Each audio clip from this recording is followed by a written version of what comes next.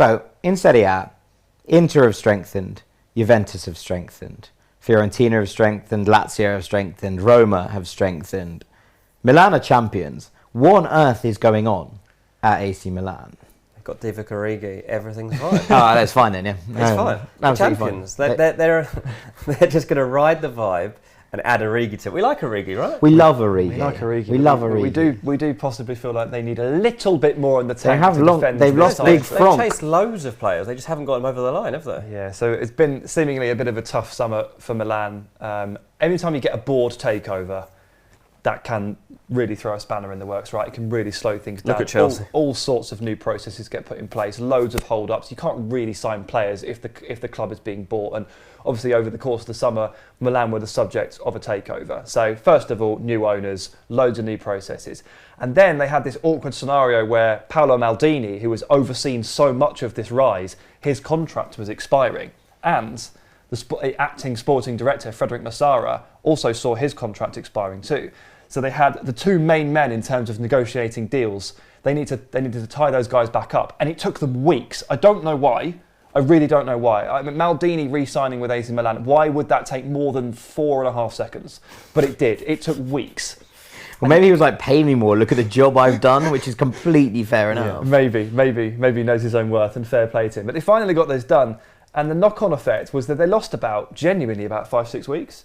And in the about 5 or 6 targets in that time. And 5 or 6 targets. And the deals that we really thought they would have locked up and ready to go, that they would just sort of sign on the dotted line, were Sven Botman and Renato Sanchez. And, Renato's still there, but PSG started wading into the conversation because they got smarter, didn't they? They picked up Luis Campos running the football operations, and they suddenly started targeting the kind of players that Milan probably thought they had a free run at. And of course, Botman ended up going to Newcastle. Then they lost Botman. They're on the verge of losing Renato Sanchez. We don't know what happens there as we record. But the whole summer just got turned upside down. And they lost Frank Kessie, and they still haven't really replaced him. Well, I suppose that was what Renato was being brought in to do. 100%. But if they don't get that deal over the line, then they have a big gaping hole in the middle of this midfield that I don't like whatsoever. There's obviously deals ongoing or talks ongoing for the likes of Charles de Ketelaere and trying to get those things over the line. But it does feel like Milan are just in a funny place where, despite being champions once again, despite being in the best place they've been for the best part of a decade, they are failing to get the names that they would want to attract into the club, and that feels like a problem. I mean, it's a tough one because you don't want to add too many pieces to it, because this team has been built on momentum as well. They haven't just been signings. They've been quite careful about who came in and how they built. Tonali took a while to find his feet, and by the end of the season was the man. So they didn't want to make loads. They've just got to make sure that by the end of the window they have got those 2 or 3 people that are actually going to influence and strengthen that starting 11, at least challenge the people that were title winners last season. I think that's going to be key, because you can't just rest. That you listed all the teams at the start that are going to be chasing them.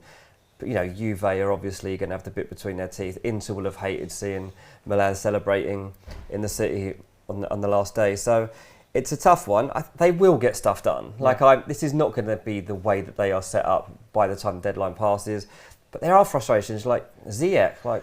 Why can't you sign Ziyech right now? He's desperate to leave Chelsea. Nobody else is trying to sign him.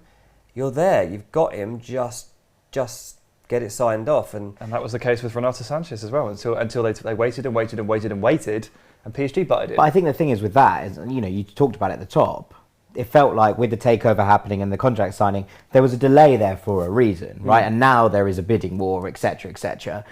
So that's easier to stomach. With Ziyech, you're looking at it going, why not? Why are... What's stopping you? What's stopping this happening? Now that all of this process has been signed off, now that the contracts for Maldini and Massara are there, now that the takeover is complete and ready, this takeover was supposed to give Milan the funds they needed to kick on into the Champions League. Winning the league. They've got new expectation. Now we're criticising them. They're supposed to be celebrating the fact they won the league. Well, you're celebrating the fact that they won, but they will want, and Milan fans will want to kick on. No, I know, but this is the annoying thing that comes hand in hand with success, isn't it? You can't enjoy it for very long, and that's why, once that honeymoon period's gone and the couple of weeks and the buzz has gone, you start looking to the next thing, and it's always, well, what next season? What next? What next? And the football never stops. It's The football so never hard stops. to keep that focus. But it does grate a little bit when you look at the latest updates and you see that Milan and Club Bruges are like haggling over like €2 million for De Ketelaere. Bruges are very annoyed about this. Of course they are. But Milan have just been taken over for €1 billion. You can't find €2 million in bonuses for a potentially 10-year forward for your line. Like, it's those kind of things that are really starting to grate. And 2 weeks ago, it was less of a problem. 4 weeks ago, it wasn't a problem at all. But I know Italy start a week later than England and Germany, but we're not that far off the season now. And it's just Yassine Adli coming in off that loan and Divock Origi. And they're still crying out for that right winger. Divock Origi, much as I think he is brilliant and will start for Milan, that position with Giroud and Zlatan was probably the least of their worries. Well, I know that there's a little bit, Zlatan doesn't have a knee anymore. Yeah, I know, and also they're both old, and that's kind of part of it. Yeah, but Giroud was gold. They absolutely. were fine. Like up front, good. they were Giroud was grand, great. right? Yeah. The problem positions was not the centre forward. I think it is long term, sure, but and this does give them that option, and getting him on a free is brilliant business. But the problems are, you want an upgrade at the right wing for Salamack, as much as I like him. Yeah. I think you need another midfielder in there to replace Kessié, and they're desperate for centre-back. And you would love a 10 as well if you can, which I think De Ketelaere ends up playing. I think he plays at a bit on the right and a bit in the 10, which is a good deal. He's just basically someone to challenge Brahim Diaz. And they sold or released basically Samu Castillejo for free, freeing up wages, freeing up space. There is a gaping hole in this squad for Hakim Ziyech, who is available, and it just haven't done it yet. And, we're all very fond of Milan. We have become very fond of them over the last couple of years in particular. Happy to see them win the title. But right now, with Roma rising, with Dybala, and you've got Juventus tooling up as well, it's like...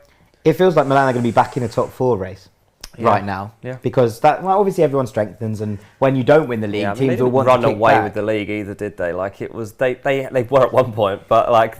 By the end of the season, it was all fine margins. Once Juve were catching up and Inter were right there on the cusp, there was a couple of games left to still win that fight.